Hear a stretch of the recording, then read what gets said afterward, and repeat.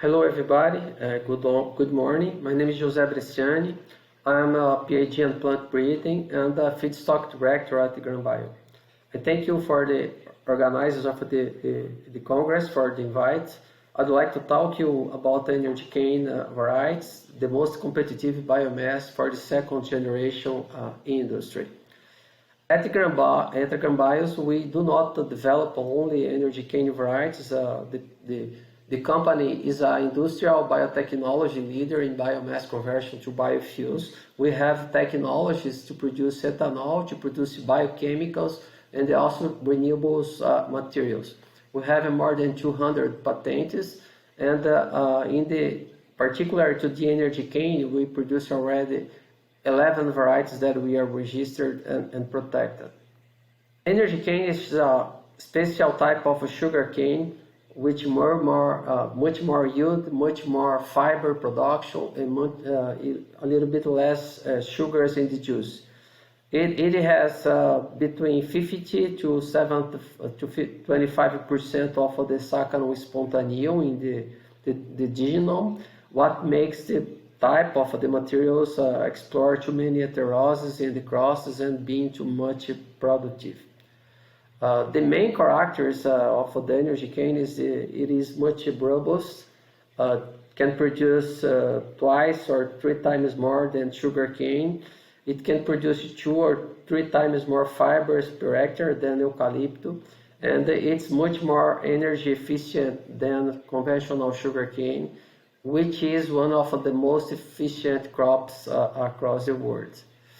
So one of the big issues from Energycane is that you can be very efficient in the carbon footprint, and we also can plant in this type of a material in the bad used pasture or poor soils, not competing with the food.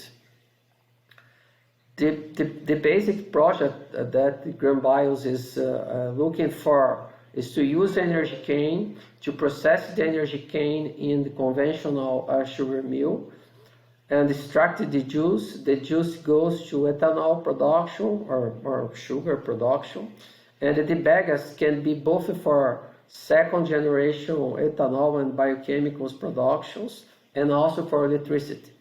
The big issue from this process is that the system, when you make the life cycle of the carbon, the CO2 emissions in this cycle, is one of the best examples that I've ever seen, is that you can capture more CO2 than you can the emissions. It's a very good sustainable example of system production. We at Drone-borne, in terms of Energycane development, we have a site in Alagoas, and since 2011 we are developing Energycane varieties. We have a germplasm bank with more than 700 different genotypes, and we have a very robust pipeline that between 4 to 6 years is enough for we develop a new Energycane variety. We also started by 2016 transgenic research. We make alliances with Pangea Biotech and the Agronomic Institute of Campinas, and we are transforming Energycane varieties with genes, very different types of genes, but in the main issues are trying to increase in the biomass, to increase in the saccharification, to increase in the stress resistance, and to increase in the pest resistance and even the herbicides tolerance. We have already 11 registered varieties. Most of these varieties are Energycane type 2, the ones that can produce more than the double than conventional sugarcane, but for the other side is higher fiber composition and very low sucrose composition that cannot be used with conventional varieties in the first generation mills. It's for dedicated project for second generation.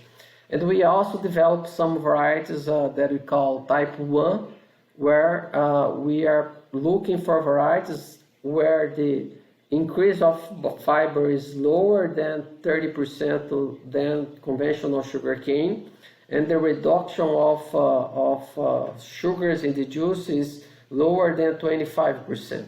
And this type of a material can produce 60 to 70% more than sugarcane, and can also increase the number of harvests by 50%, which makes a very good product for being planted in poor environments in the first generation sugar mills.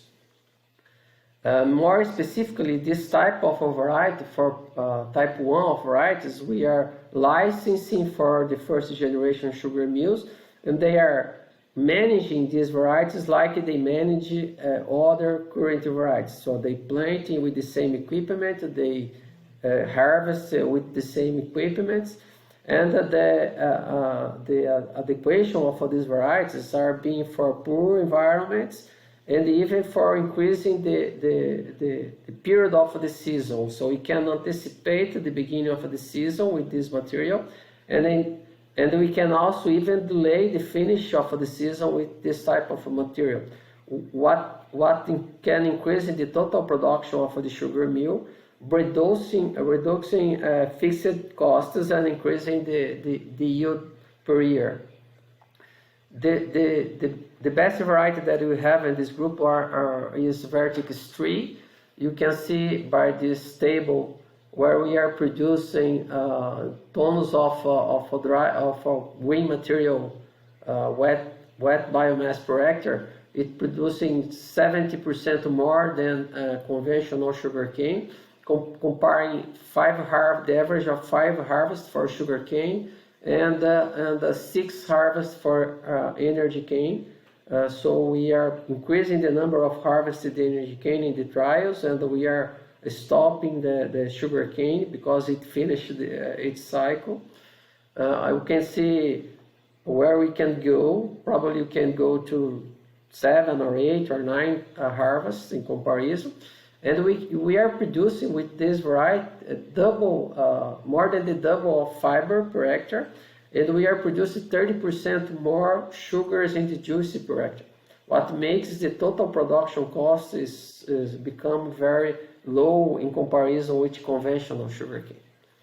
So the other type of the Energycane, type 2, which produce more yield and more fiber, is more recommended for projects where biomass is much more important than juice. So you extract the juice, you produce ethanol with the juice or other products.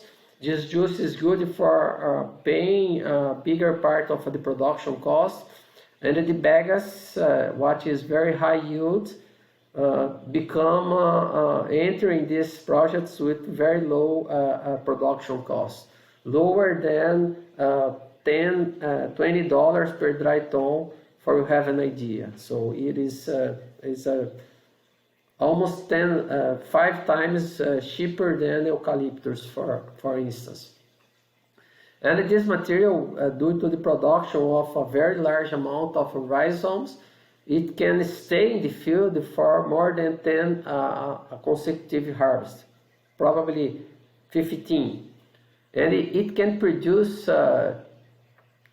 3 or 4 times more eucalyptus per hectare, for you have an idea. So very high yield of biomass for the second generation projects, for electricity as well. It can be used for corn ethanol production, because corn ethanol in Brazil needs biomass, and this biomass it can be much more cheaper than eucalyptus. And we can also use to produce pellets and briquettes to export. We can also produce in other carbon substitution, like steel industry, for instance. We can change the mineral carbon in the ferrogusa production by this type of carbon biomass. With this material, the best example is Vertix 2. We can produce, in comparison with sugarcane, you can produce more than the double, so even for dry and wet production, we can produce almost 4 times more fiber per hectare, and we can produce even more sugars per hectare in the juice than sugarcane. For you have an idea, if you take this amount of sugar that you can produce with this variety, the amount of sugar is enough to pay and produce ethanol. This amount of sugar is enough to pay all the production costs on the bagas, 4 tons of bagas per hectare, what is double than eucalyptus production in Brazil. We can use this with the production costs almost zero. Our transgenic pipeline is reaching the field evaluations. We are identifying premium event for 2 different projects. This picture you can see the herbicide, the glyphosate herbicide application. So the ones is the trial border and the standard inside the check inside the plot. And all greens are transgenic events what show resistance. And in this particular case, we also have BT resistance for borer, for dryatia, and for teukin borer, and both in the both varieties, and we are reaching to goals with the commercial variety by 2024. We are developing this project with Pangea. We also have projects with IAC, Shine, and F5H, where we are trying to identify higher biomass and the stress resistance, increasing the saccharification of the materials. We have projects with the Pangea where we are adding a new BT that confers resistance to soil pests. And we also have a project with Exalc, where we are trying to increase the draw resistance. From the commercial aspect of our varieties, so we have a list of clients where we are increasing the commercial area. We have plans to reach more than 200,000 hectares by 2030 of planting area. And for you have an idea, so the process when you got the variety until to reach commercial area and charge royalties, you have to run these 5 steps. So you have to register and protect the variety in the Ministry of Agriculture. We have to start basic nurseries, and we have to certify these nurseries in the Ministry of Agriculture as well. We have to create a plant propagation to spread the seed cane to the growers. We have to increase the nurseries in the growers until reaching commercial area. Then you harvest the commercial area. We enter with this commercial area, this production in the industry. We validated the amount of the production, and then we charge our royalties over a small part of this amount of production. In basic lines, it is the work that we have been doing at Vertix with Energycane.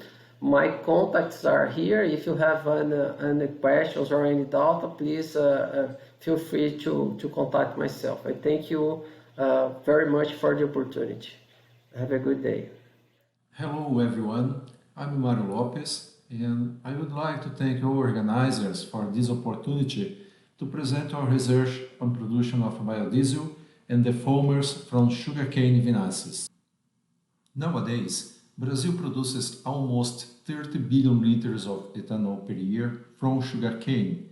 However, each liter of ethanol generates other 12 liters of vinasses. In a year, this represents 358 billion liters of vinasses. In addition, vinasses has a high biochemical oxygen demand and a very low pH, which can lead to a negative impact on the environment.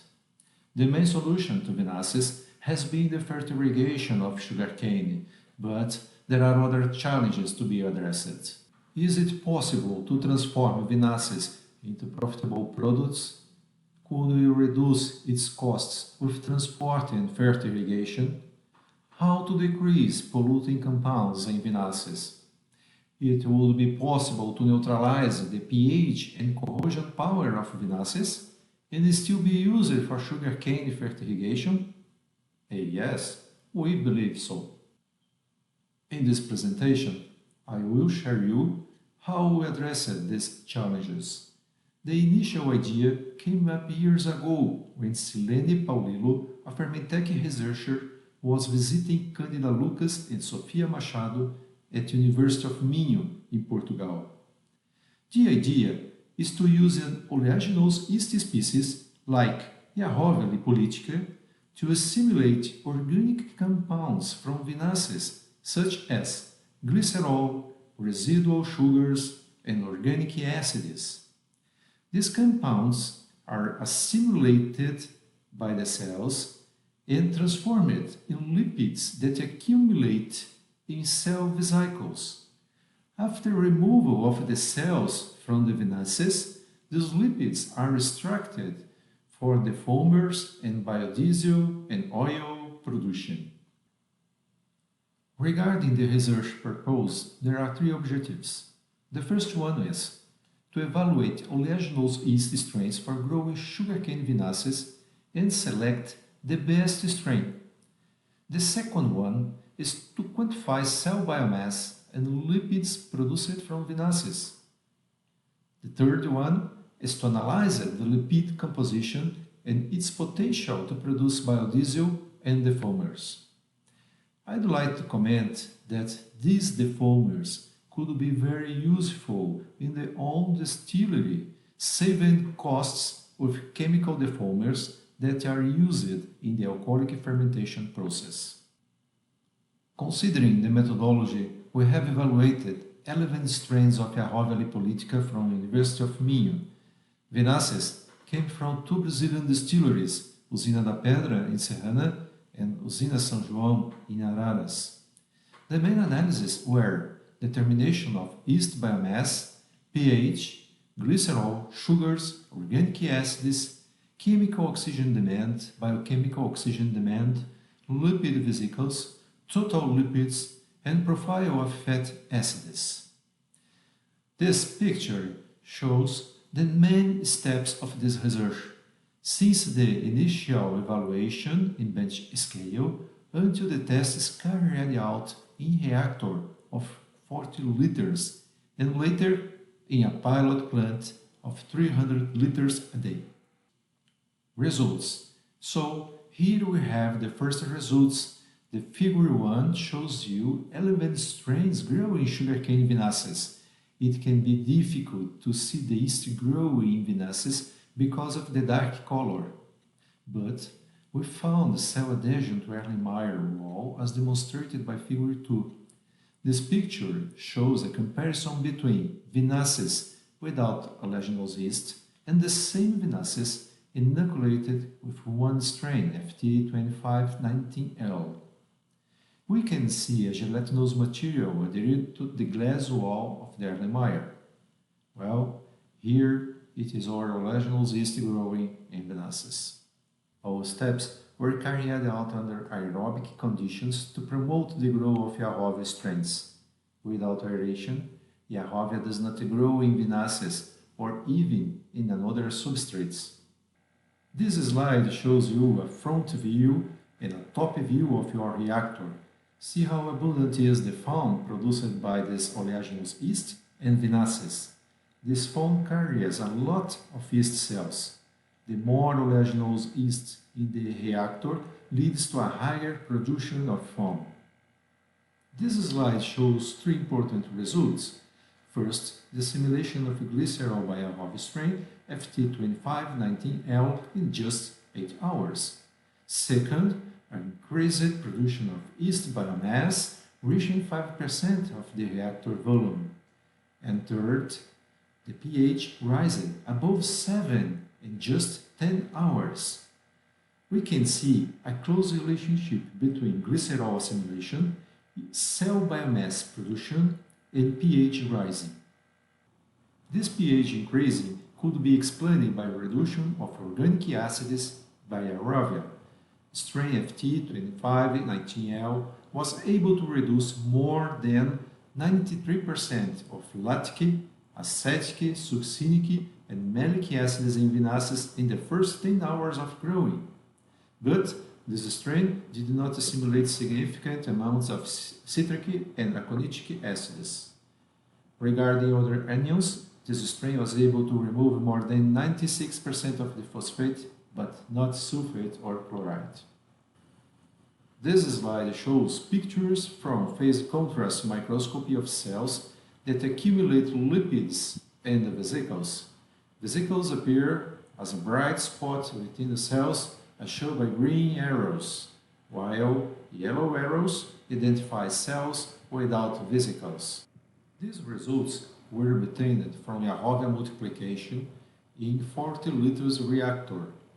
It was possible to demonstrate a production of 14.7 kilograms of dry biomass with 7.4 to 18% of lipids that represents 1.1 to 2.65 kilograms of lipids per day for each 1,000 liters of vinasses. Well, you may think that this should not be higher. Indeed, but in this case consider that yeast biomass is mixed with insoluble solids of vinasses. Therefore, the higher the percent of these solids in vinasses, the lower the lipid concentration. For a distillery that produces 10 million liters of vinasses a day, it means 26.5 tons of lipids produced a day. This slide shows the results of 3 independent experiments with different vinasses in 40-liter reactor. The oleaginous yeast presented a composition of fatty acids that could be classified between a pig lard and a cotton oil regarding the content of saturated fat acids. These fat acids are less subject to oxidation than polyunsaturated ones. It's a positive characteristic once a higher concentration of polyunsaturated fatty acids is more associated to reactions of oxidation. This slide shows our results about extraction of lipids from a HOV lipolytica and use these lipids as defoamers in alcoholic fermentation. This test was carried out to evaluate the best procedure to extract the lipids by organic solvents. We have used 3 solvents: agar alcohols, methanol with chloroform, and anhydrous ethanol. These organic solvents were evaporated and the oil used as defoamers for alcoholic fermentation. Alcoholic fermentations were carried out with a foaming yeast strain isolated from industrial process of ethanol production. Here we can see that extraction with higher alcohols gave the best results in comparison with other treatments. After completing the tests in bench and hectare scale, we have built a pilot plant in partnership with JW Company from Sertãozinho, São Paulo. This pilot plant was moved to Usina da Pedra in the last month of sugarcane harvest season in November of 2019. Last year we have started again, but it was not possible to work full time. We call this process OleoLev, and a patent was requested to the National Institute of Industrial Property. Now we hope to share good news soon. Based on these results, we can conclude that Biofhueli politica strain FT2519L has a high potential to produce oil for biodiesel and foaming control during alcoholic fermentation. This strain is able to grow in sugarcane vinasses and accumulates lipid vesicles whose fatty acids may be extracted with organic solvents. Assimilation of sugars, organic acids, and other compounds by this oleaginous yeast reduces indicators of environmental impact and neutralizes the vinasse's pH. The use of this oleaginous yeast is a promising technology to transform polluting compounds from vinasses into valuable products for Brazilian distilleries.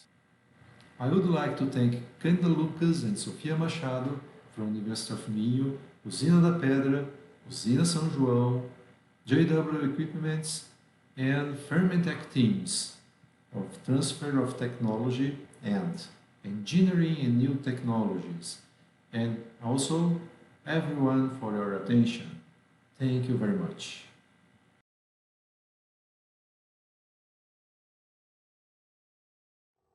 Hello everyone. First of all, I would like to thank Sharon and the organization for this opportunity. I am Marcel Salmeron Lorenzi, Executive Manager and PMO at Fermentec Company in Piracicaba, São Paulo, Brazil. It's a pleasure to be here representing my company and sharing knowledge and experience. I will talk about a very important topic for the industry in fermentations and the sucroenergetic sector. It's a work that demonstrates how process optimization, such as handling alcohol content, contributes in an extremely positive way, improving products' performance, reducing costs, and contributing to the sustainability. It's the integration of positive results and the added value to the products. To compose the best approach, I divided the presentation into two topics. The first one is to contextualize the importance of reducing the volume of vinasse for the sucroenergetic sector, mentioning the costs and the opportunities involved. This information will compose the scenario for the technical discussions in the second topic, in which we will enter the central subject of the work developed by Fermentec to evaluate the increasing alcohol content in fermentation among its clients, its impacts, and the relationship with industrial productivity. Reduction of vinasse volume. In this beautiful photo by Tadeu Fessel, we can see the application of vinasse in the field. Vinasse has great importance for soil fertigation because of the high potassium concentrations. Thus, its use for the management of sugarcane plant is very important. But, as we will see later, it has other implications that need to be analyzed, and there are many opportunities that can be explored so that vinasse continues to add value in fertigation, but also the plants can benefit from reduced costs and environment gains. For understanding, it's important to explain that vinasse is a residue from the distillation of fermented wort obtained for alcoholic fermentation, and its volume is directly related to the alcohol content of the fermentation. Thus, the higher the alcohol content, the higher the concentration of ethanol and the lower the volume of vinasse produced. If I have 10% alcohol content, for example, the rest is almost entirely vinasse. Evaluating the industrial production plants with tanks with 1 million liters up to 3 million liters, we can easily conclude that the plants are great producers of vinasse and not of ethanol. Talk about numbers. The average alcohol content of industrial fermentation in the country, Brazil, for ethanol production is around 80%, which represents a production of 12.4 liters of vinasse for each liter of ethanol produced by the plants. Now, why to reduce the volume of vinasse? As was clear from the previous explanation, the problem is exactly the large volume generated. Vinasse has great importance for agriculture, but the excessive volume creates problems with its handling and the disposition. Thus, the application of this excessive vinasse can result in contamination of rivers, streams, and groundwaters, in addition to promoting soil saturation. As a result, we have legal and inspection issues such as the 2006 CETESB standard that regulates the application of vinasse in the soil by determining the maximum volume per hectare and the yield exchange capacity of the soil. In addition, we also have important economic issues. The cost of transporting and applying vinasse is high. Much of this vinasse is taken to the field by trucks or by pumping. This generates high diesel consumption, impacting production costs. Here we have the illustration of the transportation of vinasse that can be done by truck, by pumping through the pipes, and also through the use of channels in the soil, which must be properly covered to avoid contamination. This also generates important costs too. But the big and important question: how to reduce the volume of vinasse in the industry? The answer has already been given in the previous slides. Increase the alcohol content of fermentation. And we will focus on this approach, which is the starting point of any improvement to reduce the volume of vinasse. There are other technologies that can be used in a complementary way, and they are also of great importance, such as the use of indirect heating in the distillation or the vinasse concentrator. Fermentec has been studying and worked with the optimization of process and increase of the alcohol content in fermentation since 2004, with tests in the laboratory, piloting directly in the industry. This optimization involves improvements in the process, use of robust and adequate industrial yeasts, process engineering, among other relevant factors. We adopted and registered the name Outferm as the technology adopted to promote the increase in alcohol content of our clients. On this slide, there is a simple and clear demonstration of the benefit of increasing the alcohol content with reduction in the volume of vinasse and the economic impact. We used a conservative value of $1.06 per cubic meter of vinasse for calculation. There are plants that have values much higher than that. As you can see, the economy can exceed $1 million if you increase the alcohol content from 6 to 12%, maintaining the same ethanol production in their harvest season. On this slide, in a complementary way, another simple evaluation showing the impact we have on raising the alcohol content with a significant decrease in the volume of vinasse, over 50%, and in an equivalent way, the reduction in the number of the loads transported by week from the industry to the field. This is directly reducing the cost of production in addition to allowing proper handling for fertigation without excessive volumes. Now, we can get to the main subject of the lecture, in which we will evaluate the increase in the alcohol content fermentation among Fermentec clients, its impacts, and the relationship with industrial productivity. Before we enter the results and discussion, it's important to mention the evaluation scenario and the methodology used. To evaluate the relationship between alcohol content and increase in industrial productivity and its impact on other indicators, the evaluation was based on the prospecting and data analysis of Brazilian mills in the last 5 harvest seasons, 45 Fermentec clients, and the monitoring of the harvest of the mills that increase the alcohol content of fermentation. It's worth mentioning that it's an expensive number of plants whose national ethanol production exceeded 20% of the country's total.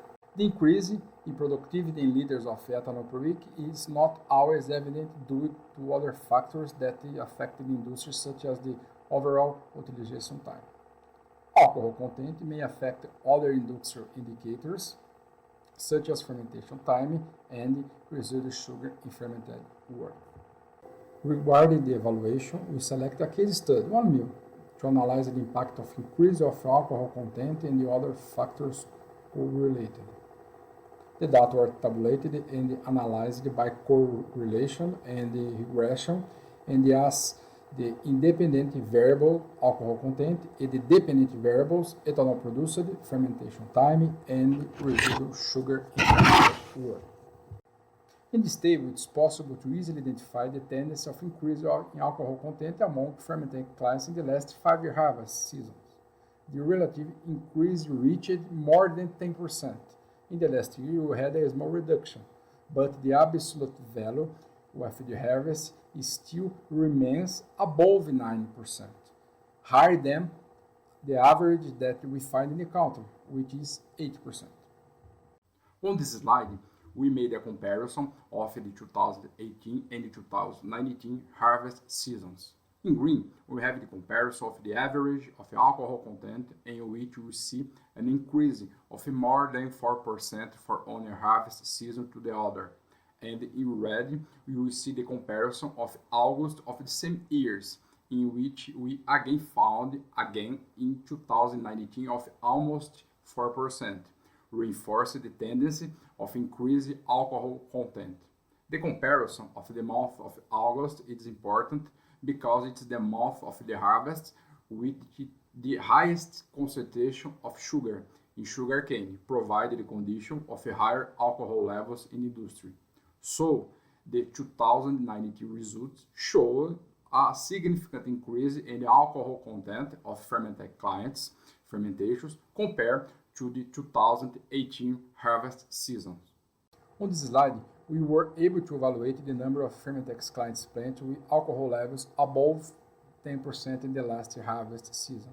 It's evident the tendency of growth and the elevation of the alcohol content, with an expressive increase of more than 50% of the 2018 harvest season to 2019.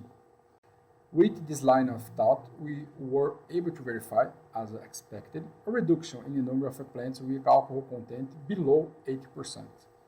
From 2018 to 2019, the reduction was extremely significant.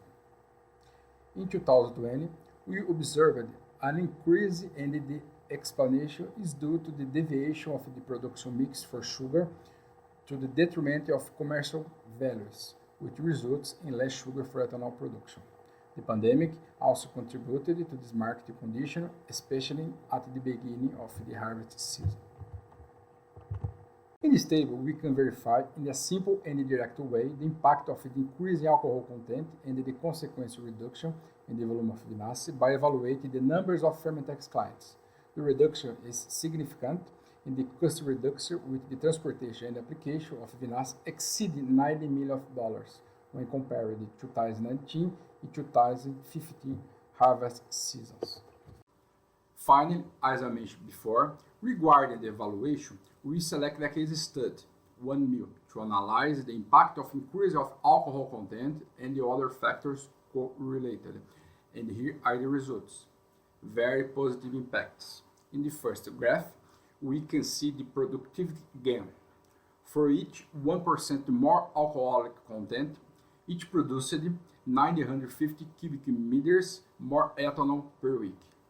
In the second graph, we can verify it was possible to keep the fermentation time below 11 hours and without expressive leftover of residual sugar in the fermented wort.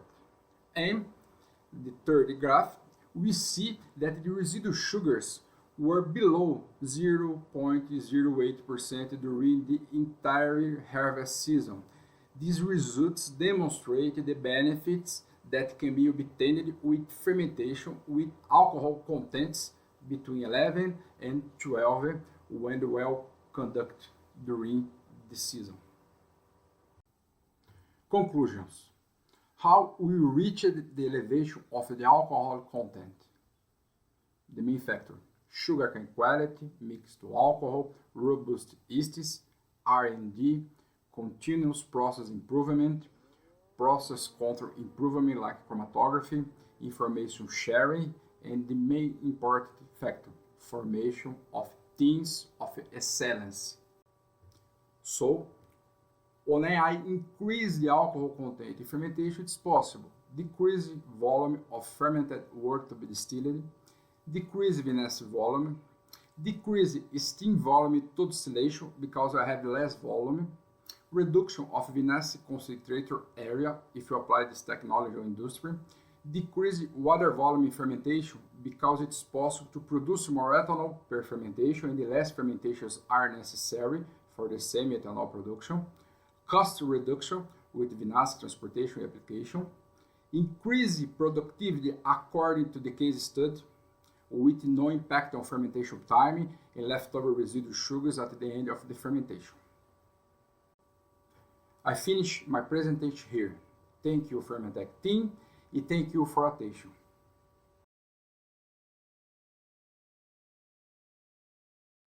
Greetings, everybody. My name is Hugo Hernandez Figueroa, and I am an electrical engineering professor at the University of Campinas, Unicamp, and the head of the Applied and Computational Electromagnetics Laboratory, LEMAC, and the title of my presentation is Sugarcane Precision Monitoring by a 3-band Drone-borne radar. The results to be shown in this presentation are mainly related to the project entitled Drone-borne Radar for Sugarcane Precision Agriculture, supported by the FAPESP IBM Brazil Joint Funding Program named Digital Agriculture. Two FAPESP's master theses were directly linked to these projects. Apart from them, 3 PhD students are also connected to this research line. Though our radar system could be used in any other kind of plantation, the sugarcane was chosen because it is one of the principal agricultural products in the São Paulo region. Other potential applications besides agriculture are possible, as I will also briefly describe here. This is the outline of my presentation. Let's start with a brief description or brief explanation of what a radar is. Next, also a brief description of our drone-borne radar. And then the agriculture application, and finally, research in progress and future applications. What's a radar? Radar is the acronym of radio detection and ranging. This device emits waves which are scattered by a target. Some waves are reflected and received back by the radar and processed as the target information. So essentially, is an electromagnetic sensor used for detecting, locating, tracking, and recognizing objects at considerable distances.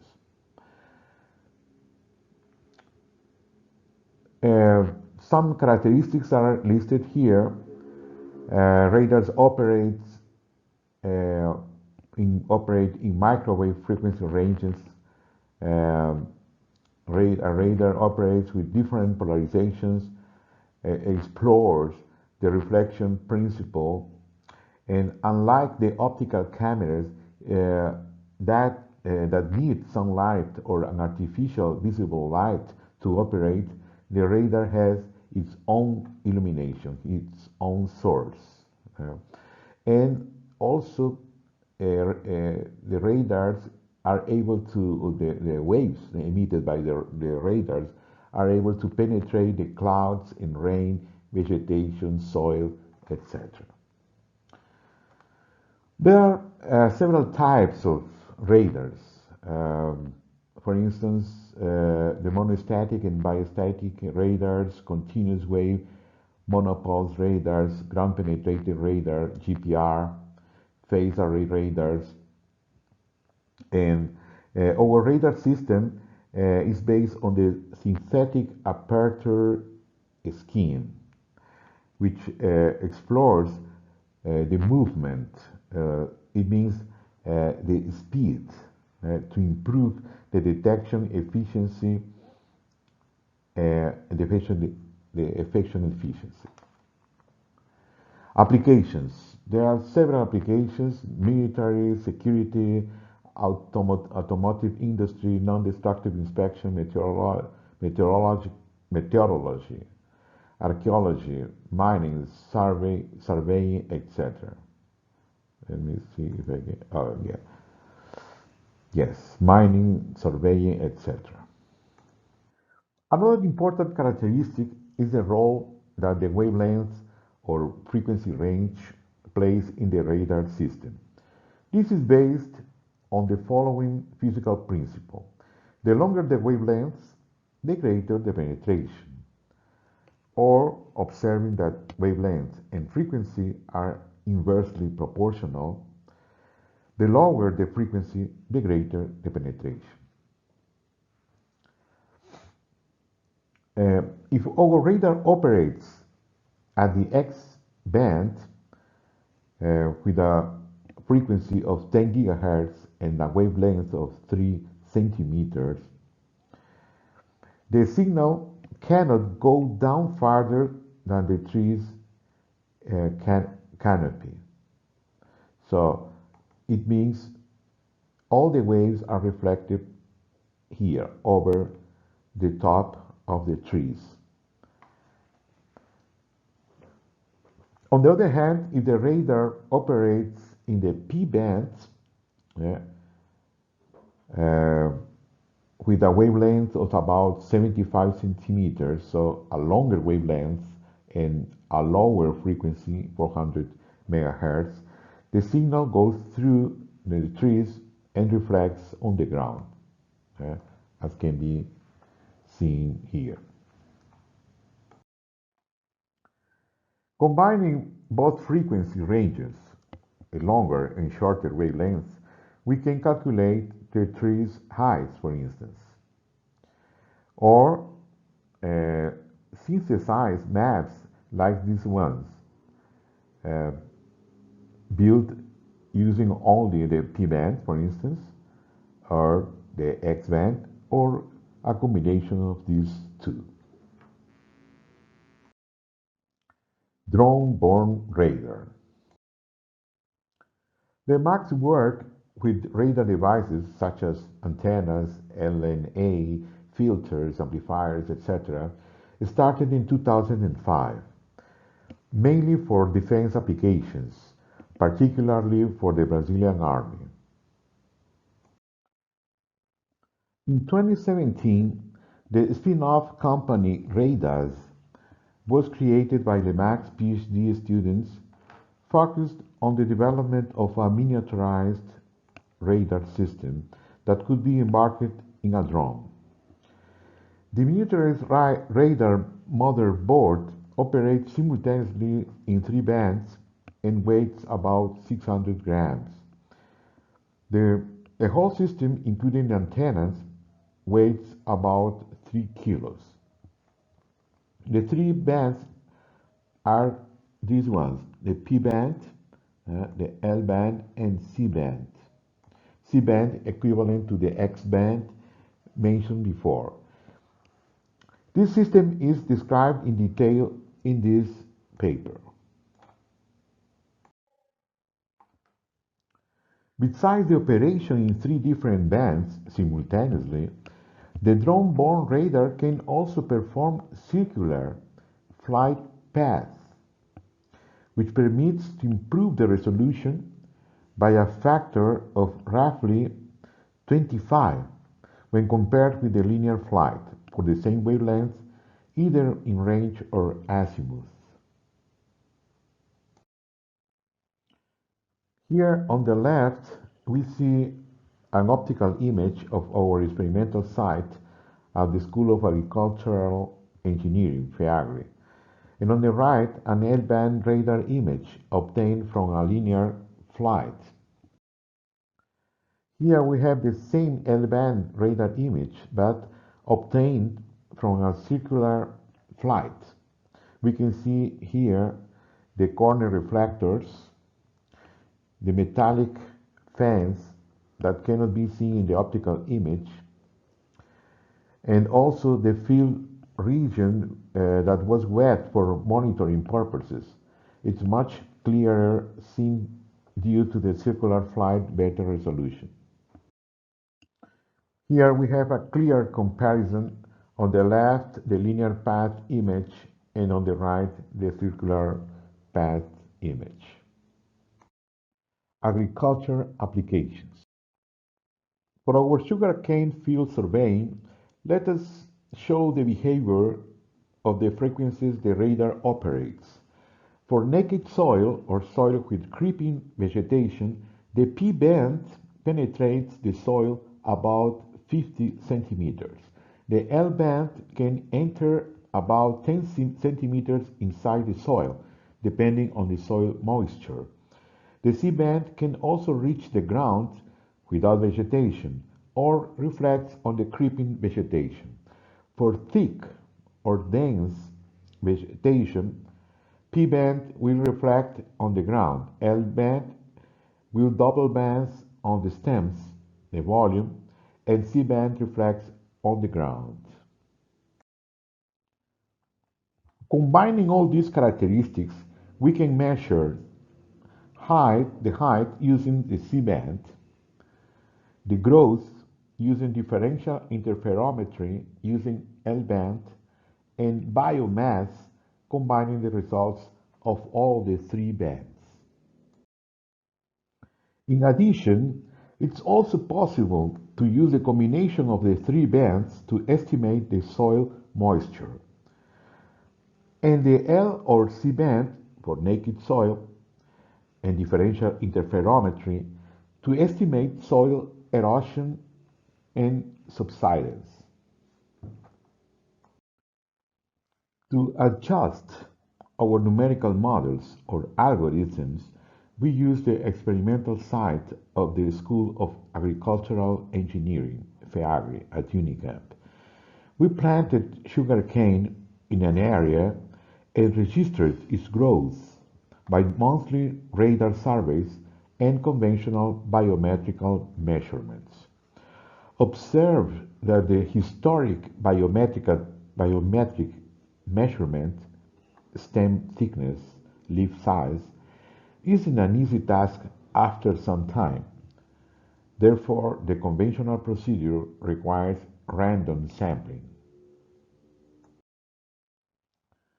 Here we can see a picture of the experimental area in its early stages. The region was divided into 4 sub-regions to simplify the measurements. And here we can see a comparison between average height conventional measurements and radar height measurements for the 4 subregions and for the 3 different surveys. As you can see, the agreement is very good. These results were published in the Remote Sensing Journal last year. Having the heights taken in different days, we could estimate the subregion's average growth.